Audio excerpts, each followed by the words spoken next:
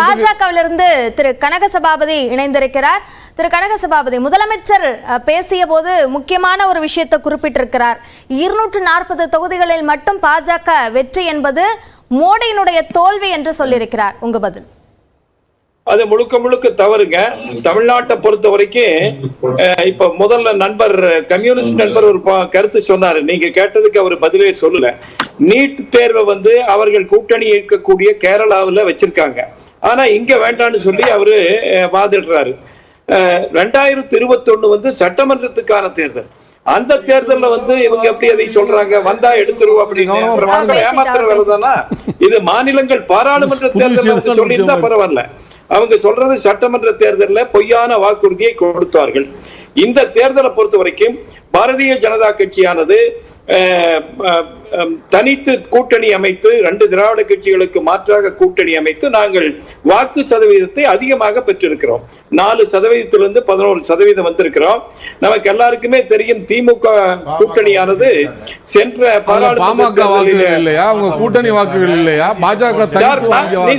நாகரிகமா நடந்துக்க கருத்தை சொல்லி முடிச்சு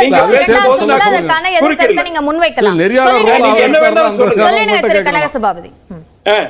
திமுக கூட்டணி வாக்கு வங்கியானது 2019 அவர்கள் வாங்கிய வாக்குகளை விட 6 விழுக்காடு குறைந்திருக்கிறது.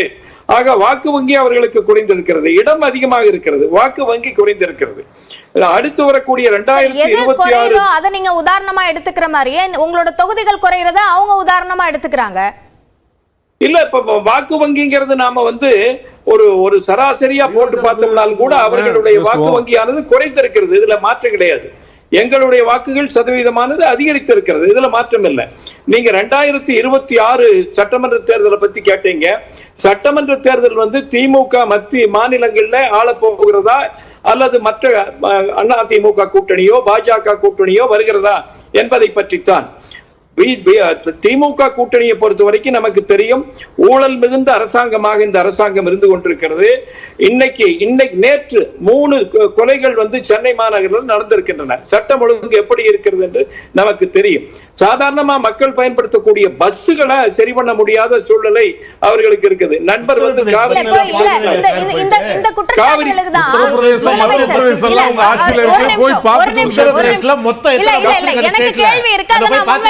திரு சஃபி, ஒரு நிமிஷம்.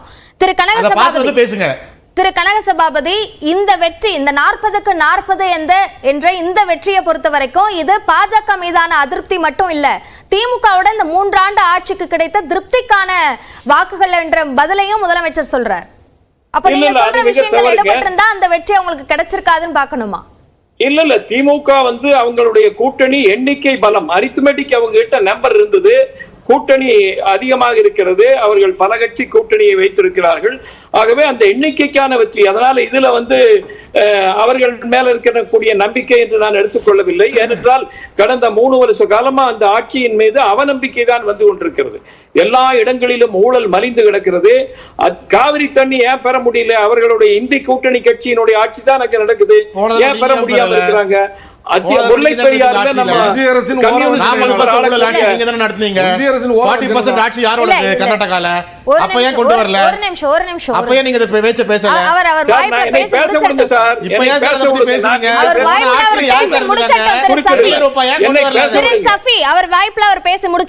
சொல்லுங்க திரு கனகசபாபதி. இப்போ கேரளாவில் முல்லை பெரியாறு கம்யூனிஸ்ட் கட்சி ஆட்சி நடக்கிறது. 136 அடியிலிருந்து 142க்கு ஒத்துக்க மாட்டேங்கிறாங்க. ஏன் இந்திய கூட்டணி பேசி முடிக்க வேண்டியதானா? ஆகவே இந்த இந்திய கூட்டணி தமிழ்நாடு கூட்டணி என்பது சுயநலத்துக்கான கூட்டணி. சொல்றீங்க பாஜகவை பொறுத்த வரைக்கும் 2 நிலைப்பாடுல இருக்காங்களே. இல்ல, இங்க கர்நாடகாவுல வேடிக்கை பார்த்துட்டு கள்ள சாப்பிட்டுட்டு உட்கார்ந்திருக்கு. அத பத்தி பேசுங்களா? திரு லெனின், ஒரு நிமிஷம். இன்று வரை மீனவர்கள் ஒரு நிமிஷம் அவருக்கான கேள்வி என்ன முன்வைக்க விடுங்க. சேர்த்து சொல்லுங்க திரு கனகசபாபதி, நீங்க காவிரி விஷயத்தை சொல்றீங்க. இதுலயுமே தமிழக பாஜக வேற நிலைப்பாட்டிலையும் கர்நாடக பாஜக வேற நிலைப்பாட்டிலையும் தானே இருக்காங்க. எப்படி இருந்தாலும் நாங்க நீர் தண்ணி வாங்கி கொடுக்கறதுக்கு முயற்சி பண்ணுமா இல்லையா? மத்திய அரசு மோடி அரசாங்கம் வந்த பின்னாலதான் அது எல்லா நடவடிக்கையும் நடக்குது. ஏன் இப்ப காங்கிரஸ் ஆட்சி பத்தி இந்தி கூட்டணியில் இருக்கக்கூடிய திமுக அரசு ஒரு பேச்சு பேச மாட்டேங்குது, கட்சி பேச மாட்டேங்குது. கேரளாவில் வந்து கம்யூனிஸ்ட் அரசாங்கம் வஞ்சித்துக் கொண்டிருக்கிறது. ஏன் கம்யூனிஸ்ட் கட்சி பத்தி நீங்க பேச மாட்டேங்கிறீங்க? இப்ப லெனின் ரொம்ப அவசரப்படுறாரு. உங்க கட்சி எங்க சார் இருக்குது? இந்தியாவிலேயே நீங்க ரெண்டே இடம் தான் வச்சிருக்கிறீங்க. அது இந்த திமுக கூட்டணி தயவுல நீங்க வச்சிருக்கிறீங்க. கம்யூனிஸ்ட் பார்ட்டி ஆஃப் இந்தியாங்கிறது தமிழ்நாடுன்னு மாத்திக்கங்க. எங்க இருக்குது உங்க கட்சி? சிபிஐ எங்க இருக்குது? ஆகவே மக்கள் ஆலோசனை சொல்றதெல்லாம் அப்புறம் இருக்கட்டும். அதை வச்சா பேசுறேன். விடுதலை போராட்டத்துல விழுப்புண் பெற்றவர்கள் எத்தனை பேரு காட்டி கொடுத்து வெள்ளக்காரன் கால நக்கீடு இருந்தவன் யாரு? எல்லாத்தையும் பேசுவோம். கனகசபாபதி வாங்க பேசுவோம். சொல்லுங்க. தலைப்பை தாண்டி போக வேண்டாம். அவர் போறாருங்க. காவலாளியுடைய செருப்பு இழக்கியவர்கள் சரியான வார்த்தை. இந்த நாட்டினுடைய துரோகிகள் உங்களை விடவா? காட்டி கொடுத்தவர்கள், நாட்டையும் வீட்டையும் காட்டி கொடுத்த கைவாளை கும்பல். நாகரிகமா பேசுங்க, நாகரிகமா பேசுங்க. நீங்க சொல்லாதீங்க. கனகசபாபதி நாகரிகம் உங்களுக்கு உண்டு, எங்களுக்கு உண்டு. பொது கட்சியை பத்தி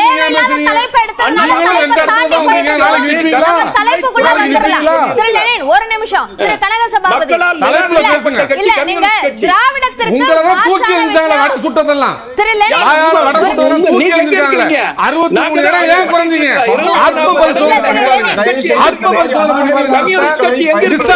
ஆத்ம பரிசோதனை மோடியை மக்கள்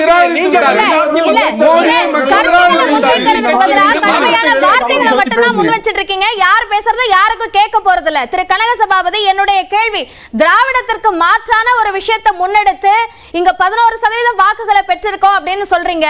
இதுதான் 2026லயும் பாஜகவோட நோக்கமா இருக்குமா? ஏன்னா இப்பயும் திராவிட தலைவர்களை இந்துத்துவ தலைவர்கள் அடையாளப்படுத்துற முயற்சியில பாஜக இருக்கு. அப்படி எல்லாம் ஒண்ணும் கிடையாது. அப்படி ஒண்ணு அடையாளப்படுத்த வேண்டிய அவசியம் இல்லை. அவங்க தேசியத்தை, அனைத்து மக்களினுடைய நிலைமையை, இந்து மக்களினுடைய நன்மையையும் கூட பார்த்ததனால அவங்களை சொல்லி இருக்கிறார். நாம் அடையாளப்படுத்த வேண்டிய அவசியம் இல்லை. நீங்க பாரதிய ஜனதா கட்சியானது திராவிட கட்சிகளுக்கு மாற்றாக ஒரு கூட்டணியை உருவாக்கி அதிலே நாங்கள் முன்னேறி கொண்டு வருகிறோம். கண்டிப்பாக வரக்கூடிய 2024-26 தேர்தலில் பெரிய அளவுக்கு வெற்றியை பெறுவோம் என்று தேர்தலுக்கு முன்னாடி தமிழ்நாட்டுல தங்களோட இலக்கை 2 இலக்க எண்ல வெற்றி என்பதுதான் தன்னோட இலக்கா பாஜக சொன்னுச்சு. ஆனா இப்போ 11% 2 டிஜிட்ல இருக்கிற அந்த வாக்கு சதவீதத்தையே வெற்றின்னு சொல்றீங்களே, அப்போ இந்த மாற்றம் 2026லயும் இதே மாதிரியான இரட்டை நிலைப்பாடு இருக்கும்னு பார்க்கணுமா? அதாவது கட்சி படிப்படியாக முன்னேறி கொண்டு வருகிறது. நாங்க 4% குறைவாக இருந்து இப்போது 11% மேலாக வந்திருக்கிறோம். கண்டிப்பாக எங்களுடைய வேலையெல்லாம் பறந்து விரிந்து கொண்டிருக்கின்றன. மோடி அரசினுடைய நலத்திட்டங்கள் மக்களை சென்று சேர்ந்தடைந்திருக்கின்றன. கண்டிப்பாக 2026 பெரிய அளவுக்கு எங்களுக்கு நல்ல இடங்களை பெற முடியும் என்கின்ற நம்பிக்கை இருக்கிறது. சரி, திரு ராம்கி, போய் இந்த முதலமைச்சரோட பேச்சுல முக்கியமா பார்க்கக்கூடிய விஷயம் என்ன அப்படின்னா, இந்தியா கூட்டணியாக இணைந்து இந்த வெற்றியை பெற்றோம் அப்படின்றத அவர் பிரதானப்படுத்தி இருக்காரு அப்படின்றத புரிஞ்சுக்க முடியுது. ஏன்னா 8 முறை இங்க பிரதமர் பிரச்சாரம் பண்ணாரு. ஆனா ஒரே முறை ஒரே ஒரு ஸ்வீட் பாக்ஸ்ல அதை முடிச்சிட்டாரு ராகுல் காந்தி அப்படின்னு சொல்றாரு. சோ இந்த பேச்சின் மூலமா நம்ம என்ன விஷயத்தை புரிஞ்சுக்க வேண்டியிருக்கு? இல்லை, இந்த வெற்றிங்கிறது ஒரு வரலாற்று சிறப்பு வெற்றி தானே. 2004 கலைஞர் அவர்கள் எதிர்க்கட்சியாக இருந்து அதை 100க்கு 100 வெற்றி சாத்தியப்படுத்தினார். இவர் ஆளுங்கட்சியாக இருந்து சாத்தியப்படுத்தியிருக்கார். அந்த வகையில் ஒரு மிகப்பெரிய வெற்றி தான். ஆனால் முதல்வர்கள் சொல்றது மக்கள் திருப்தி அடைந்திருப்பதாக அப்படிங்கிறது மக்கள் எப்படி எடுத்துக்கிறதுனா, அதாவது நீங்கள் அதிருப்தியை வெளிக்காட்ட முடியாவிட்டால் அதை திருப்தியாக நம்ம எடுத்துக்க முடியாது. மக்களுக்கு அதிருப்தியை வெளிக்காட்டுவதற்கான சந்தர்ப்பம் இந்த தேர்தலில் அமையவில்லை. ஏன்னா எதிர்க்கட்சிகள் பிரிந்து கிடந்தன. அவங்களுக்கு 3 ஆப்ஷன் இருந்தது. ஸோ அதனால மக்கள் இந்த அதிருப்தியை வெளிக்காட்ட முடியலை. ரெண்டாவது, இது இங்கே மட்டும் இல்லை, கடலோரமாக இருக்கிற எல்லா மாநிலங்களையும் ஆளுங்கட்சி எதிரான ஒரு பெரிய அலையே இருந்தது. கேரளா என்ன நடந்தது நம்ம பார்த்தோம். ஒரிசாலையும் ஆந்திராலையும் ஆளுங்கட்சி தன்னுடைய ஆட்சியை இழந்தது. ஆனால் அதையும் மீறி இங்கே திமுகவும் வெஸ்ட் பெங்காலில் திரிணாமுலும் வந்தது காரணம் பாஜக எதிர்ப்பு என்கிற விஷயத்தை கூர்மைப்படுத்தியது தான். பாஜக எதிர்ப்பு என்கிற ஒரே விஷயம்தான் அவங்களுக்கு ஒரு பெரிய ஆயுதமாக இந்த கூட்டணிக்கு ஒரு பெரிய சப்போர்ட்டாக இருக்குது. அதை முன்வைத்து தான் அவர் நகர்கிறார்கள். ஸோ அந்த விஷயம் இன்டாக்டாக இன்று வரையும் இருந்துட்டு இருக்கிறது. ஸோ அது இருக்கிற வரையும் அவங்களுக்கு வெற்றி மேல் வெற்றி கிடைத்து கொண்டு தான் இருக்கும். இப்போ திமுகவுக்கு 2 சேலஞ்ச், 2 சவால்கள் இருக்குது. ஒன்று, இந்த கூட்டணியை தொடர்ந்து இன்டாக்டாக வைத்துக் கொள்ள வேண்டும். இரண்டாவது, எதிர்க்கட்சிகள் ஒன்றிணைந்து ஒரு வலுவான கூட்டணியை அமையாமல் பார்த்து கொள்ள வேண்டும். இது 2 தான் மிகப்பெரிய சவால். இந்த 2 சவால் அவர்களால் திறம்பட செய்தால் அவங்க நினைத்தது போல 200+ வந்து நிச்சயமா ஒரு இலக்கை அடையும். இன்னொரு விஷயத்தையும் சொல்லியிருக்காரு, சட்டமன்ற தேர்தல்ல அதிமுக வெற்றி பெற்ற தொகுதிகளையும் சேர்த்து திமுக வெற்றி பெறும் அப்படின்னு சொல்றாரு. அது தன்னோட நம்பிக்கை மூலமாக தான் இந்த கருத்தை நான் சொல்றேன் அப்படின்னு சொல்றாரு.